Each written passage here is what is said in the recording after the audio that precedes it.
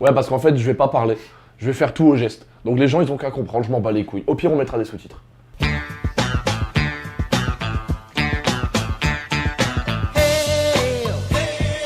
Salut tout le monde, c'est toujours BDLH et on se retrouve pour le 4e épisode de BDLH. Épisode 4. Celui du Nouvel Espoir. Oh, la référence, c'est un fichu nerd. On se retrouve aujourd'hui pour parler du nouveau trailer des Gardiens de la Galaxie. On avait découvert les Gardiens de la Galaxie, cinématographiquement parlant, j'entends bien, hein, parce que je vois déjà le fichu nerd qui va venir me voir en me disant « Ouais, mais alors le comic, il est sorti en 1963 !»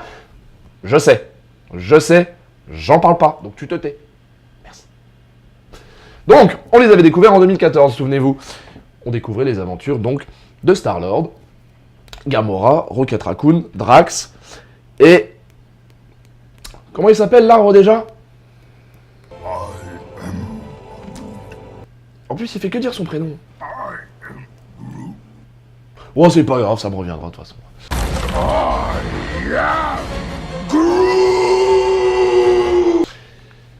Ok, donc ces 5 personnages sauvaient l'univers, ou plutôt la galaxie.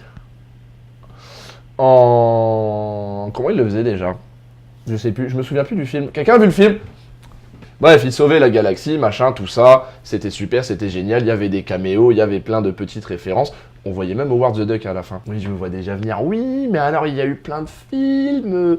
Il s'est passé ça. Non, on parle des Gardiens de la Galaxie, pas des Avengers. Parce que oui, forcément, entre-temps, il y a eu l'ère d'Ultron, il y a eu la Civil War, il y a eu machin, il y a eu tout ça. Mais ça ne rentre pas vraiment dans le contexte. Ça va commencer à devenir intéressant quand on va commencer à parler des Infinity Wars. Mais ça, c'est encore autre chose. On se souvient que la sœur de Gamora, Nebula, avait survécu. Elle est d'ailleurs présente dans le film. Yondu et ses ravageurs étaient partis ravager. Ils seront également de retour. Et on découvre un nouveau personnage, le personnage de Mantis, qui a la faculté de plus ou moins lire dans les esprits des gens, tout ça. Bah... On se souvient que Benicio del Toro faisait une apparition en tant que le collectionneur. Est-ce qu'on va à nouveau le voir dans le film? On verra bien. On se mate le trailer. Et on réagit tous ensemble à l'issue. Just who in the hell do you think you are? Well... Ça commence bien.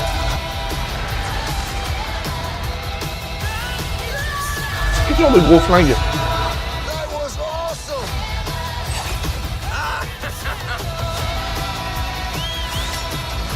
He's so cute.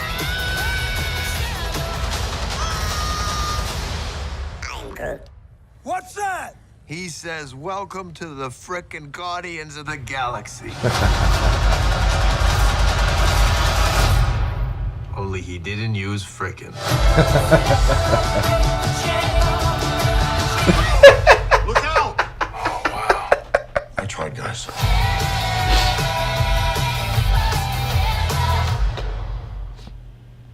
Comment on fait pour travailler avec des gens comme ça? On retrouve encore une fois l'esprit qui avait fait la marque de fabrique du premier film. Une bonne dose d'humour, des personnages hauts en couleur. C'est ce qu'on attend de voir, et c'est ce qu'on espère voir. Je vous parlais de Yondu et de Nebula. Alors Yondu, son style a à peu près changé. Je sais pas si vous avez fait attention, sa crête a poussé. Et c'est pas mal du tout parce qu'on se rapproche justement du personnage qu'on avait pu voir dans le comic originel. Hein, je vous parlais du comic tout à l'heure. Voilà, parce qu'il faut savoir, dans la base, que Yondu était un personnage inhérent aux Gardiens de la Galaxie. Hein. C'est pas juste un mec qu'ils ont rajouté comme ça pour le fait. Non, non, il faisait partie des Gardiens de la Galaxie originels. Et donc Nebula, on retrouve également Nebula, qui également semble faire partie de l'équipe. Alors après avoir été leur ennemi dans le premier volet, elle se rallie avec eux. Ça peut être intéressant de voir qu'est-ce qui va l'amener à justement s'allier aux gardiens. Et donc on a pu voir un autre personnage, je sais pas si vous avez fait attention au tout début, donc la personne qui leur demande « Mais pour qui vous vous prenez ?» Ce serait donc l'antagoniste principal. C'est la méchante. Qui est-elle? Que fait-elle? Où est-ce qu'elle va? Lui-même ne sait pas. Et c'est un petit peu moi aussi, tout ça, quelque part. C'est déjà la fin de la vidéo, n'hésitez pas à me laisser vos impressions, n'hésitez pas à nous rejoindre sur Facebook, n'hésitez pas à vous abonner à la chaîne YouTube, n'hésitez pas à envoyer vos dons à mon adresse mail. Paris 2024.